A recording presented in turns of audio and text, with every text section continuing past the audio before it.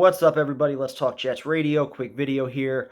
What a couple days it's been, the last 3 days between training camp, Saturday, Sunday, and then the announcement this morning that the Jets are going back, the official announcement that the Jets are going back to the throwbacks for week 1 and week 4, the all whites from the 80s. Pretty damn cool. And, Woody Johnson tops it off by sharing the photo from MetLife Stadium with the old logo at the center and in the end zones.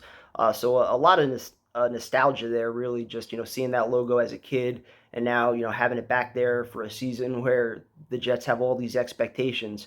It's really cool. It's really special. If you've gotten out to training camp, or if you're still going to go, try to take a second to just really soak this all in, because we've obviously been put through a ton of bad seasons and a lot of misery over the years, and to have all these things kind of coming together with the uniforms that we've been waiting a while for, and now a quarterback that we've been waiting forever for, and a draft class and building blocks that we've been waiting forever for. It's really cool to just see this all coming together, and I'm excited for the season. And I'll start with my camp report. I got a million notes here. Just by praising the Jets and everybody that's working in that facility. I call this the Aaron Rodgers effect. Just there was no Mickey Mouse bullshit this year with shuttles not working, sprinklers going off on fans, or taking forever to scan tickets. They let everybody in very early. I think Saturday was like 9:30, and Sunday I think they let people in even earlier than that. And there were extra workers. Obviously they had the Hard Knocks crew and the One Jets Drive crew, and everything ran smooth. So credit to them. They really did their job, and I thought they made the experience a lot better for the fans. Just not having to deal with some of the things that we've dealt with in the past, which I've been very vocal about on this channel. So extra props to them. I'll start, I guess, with the quarterback and Rodgers and just his presence. I shared the videos of the walk-in back-to-back, which just chills, special moment. And on the field, really, too. It's wild to watch him, the quick release, the way the ball just comes out of his hand so quick, the pinpoint accuracy, especially in the red zone. To me, he still looks fairly mobile. I know he has some a comfort level knowing that he won't get touched, but there were a few plays where he bought some extra time, he stepped up in the pocket or got outside the pocket. And you also see him talking a lot to Zach Wilson, where it appears that he's actually genuinely trying to mentor the kid and show him some things, which is kind of the opposite of what we heard about him with Green Bay, where I think he was clearly insulted by the pick of Jordan Love. Whereas everything now, it's new. He's beloved here. He got the Aaron Rodgers chance on back-to-back days and standing ovations. He's happy coming to work. And I think that's just allowing him to lead and for all of his best attributes to really shine. So as far as Zach goes, I thought he looked pretty solid both days. Significant improvement from where he was last year, mainly in regards to accuracy. Footwork at times slightly looks a little bit off, but it seems he's making an effort to try to get the ball out quick and to play smart. He's been hitting guys that are open. He's been going to some checkdowns, and even the one ball, he's getting ripped on the one pass to Brownlee where he kind of tossed it up for him. I feel like it's important to remember for both quarterbacks, really, that it's still not even one full week into training camp, and on both sides you got to be able to test things out and just to see what works. Test out players on some deep balls and give defensive backs opportunities to make plays, give your receivers an opportunity to go get some things. And, you have to learn who can do what and take those chances. So, I think where you see the difference is that Rodgers always kind of puts the ball in a place where only his receiver can get it, or it's incomplete, and he just threads that needle into tight windows where you trust him to take those chances. The only thing, I mean, if you want to get too far ahead, is just, I don't know what the future is still going to be for Zach. I'm expecting at least 2 years of Rodgers, probably 3. And, even with 2 years, the timeline, I think, just becomes very difficult to expect him to still be the future quarterback of the Jets, even if he's making progress. But if anything, maybe it gets you a draft pick at some point. So something to watch there. But if he keeps playing like this, I do think there would be a level of comfort with going into the season with him and Boyle. So see what happens for running backs. I think Carter's looked pretty good. He did have the one fumble yesterday that was poked out by Sherwood. I feel like he just has an extra bounce in his step right now, coming in and out of cuts. Knight looks good, and this isn't a knock. I just feel like he kind of looks like the same player as last year. Doesn't really look bigger or faster or anything like that, which is fine. I mean, he's still, last year he was an NFL caliber back that really shines. So just from the naked eye, I felt like Carter looks a step faster, and he's also seen a little bit more time with the ones. Travis Dye, I think he moves pretty well. Doesn't look very big though. He's light on his feet. Looks pretty decent. Running some routes and coming out of the backfield. So I think he could be a practice squad candidate. But for Abanikanda, I feel like he's having a pretty slow start. Saturday and Sunday, he reminded me a lot of Joe McKnight in his first camp. Rest in peace. I know that was more conditioning early on, but even then, after the conditioning issues were done, he still struggled mightily his first year with ball security and playbook things. And if Abanikanda is going to have a role, he's got to be consistent. He saw at least one drop, I think, on Saturday, and then two on Sunday. One was in individual drills, and I think the other was either 7-on-7 or team drills. And I think he also had a penalty also on one of the days. So you definitely see the speed. You see the burst. I think it probably makes the most sense to see if maybe he can have a limited role. 5 to 10 plays where he can get comfortable with. Because if you remember with Mims, and I don't know how much of this was LaFleur or Saleh, but he would talk about Mims learning all three positions at receiver in order for him to contribute. And you wonder, it was like, well, why couldn't he have a limited role at one spot that he did well with?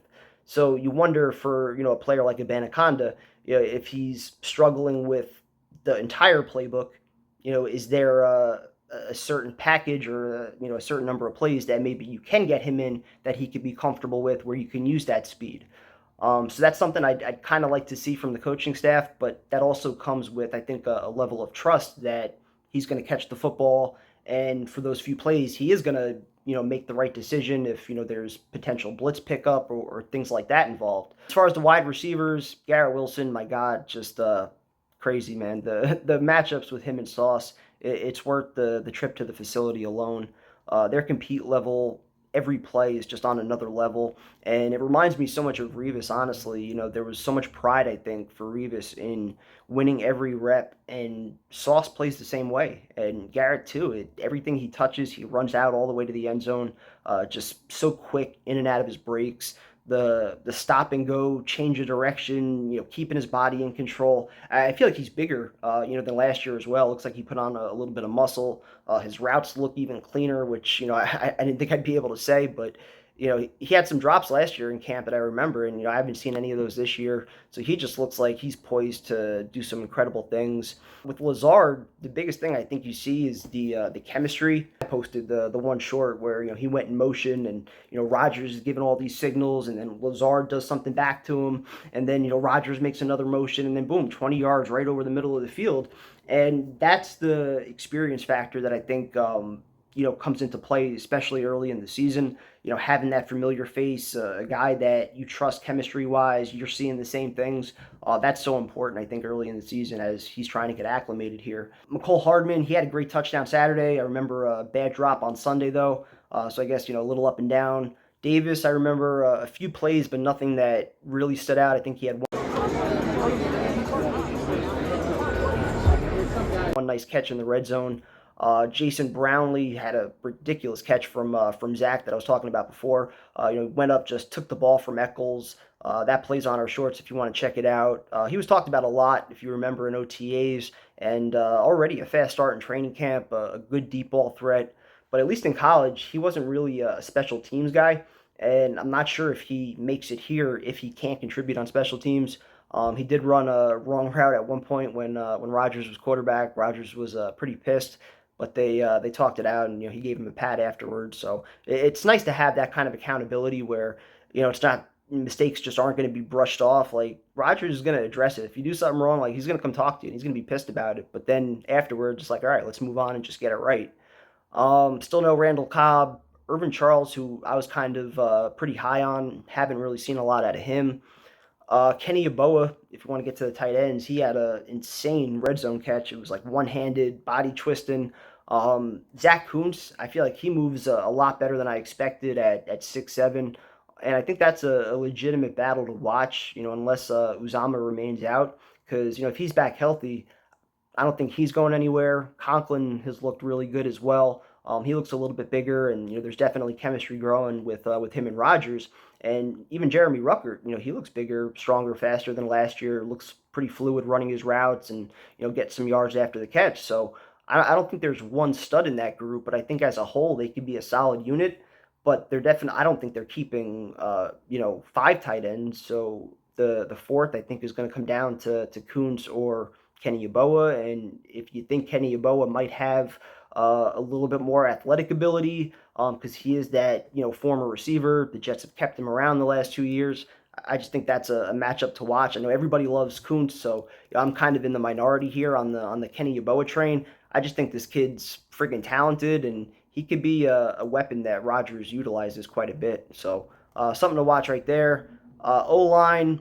I don't want to be I don't want to create anything with this, but I wonder about Dwayne Brown, just with the the personal reasons for day one.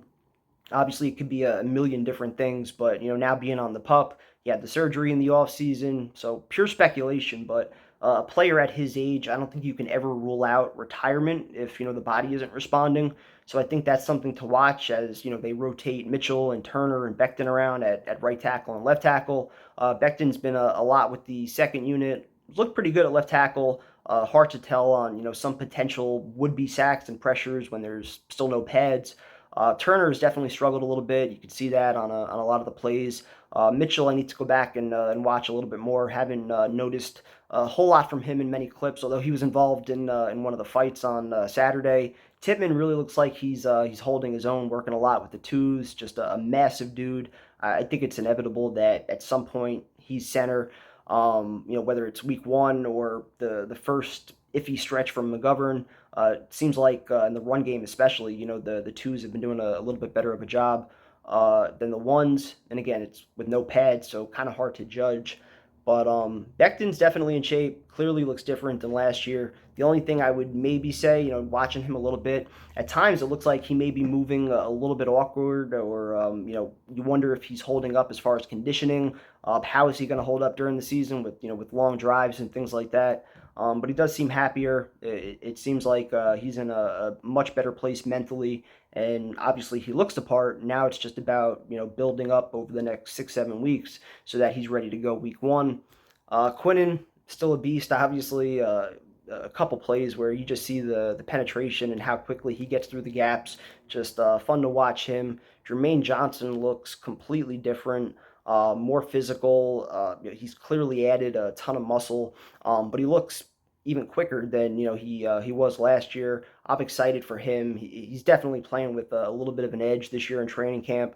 Pretty much every fight on the first day was him and Michael Clemens mixing it up. And then you saw Carl Lawson on the last fight on Saturday. It was nice. He went over to Clemens. They had a nice long talk after. I would imagine it's about playing smart and remembering everybody's after the same thing here, because he was kind of going after the whistle a little bit on a couple plays, which I think irritated some of the offensive linemen and some of the guys. I think it was Ruckert and Max Mitchell, and there was somebody else that was involved also. Woods, ginormous dude. Excited to see him. I think he's going to be a major asset helping in the run game. To the linebackers, Sherwood had the strip that I mentioned of Carter yesterday. I think they really like him, and they feel comfortable with him as a starter. I don't know if there's much depth behind him, Mosley, and Quincy Williams, though. Haven't noticed much of Zari Barnes, Nasruddin, or Surratt. Whitehead, he looks a lot slimmer than last year. He definitely looks a little bit quicker. He's going to be important, as far as the back end and at least having some kind of stability at safety. You see Tony Adams flying around. He looks pretty solid in coverage. I would expect that he's going to see some playing time. Haven't paid too much attention to special teams. Zerline hit everything on Saturday. Morstead, he had some nice directional punts that went out of bounds. But haven't really paid too much attention to the returners and who's winning that. I would think McCole Hardman probably has an advantage there. Maybe Banaconda could potentially secure a roster spot if he steps up there as well. But other than that, I mean, just the Sauce and Garrett Wilson matchup. Obviously, I talked about. I mean, that was just so cool. I think the two of them are going to make each other so much better, and they're going to make each other's lives so much easier on Sunday as well. Just the constant compete level and how they go about everything. It's special, and you don't see that with every player. So, other than that, I think I pretty much covered everything I had.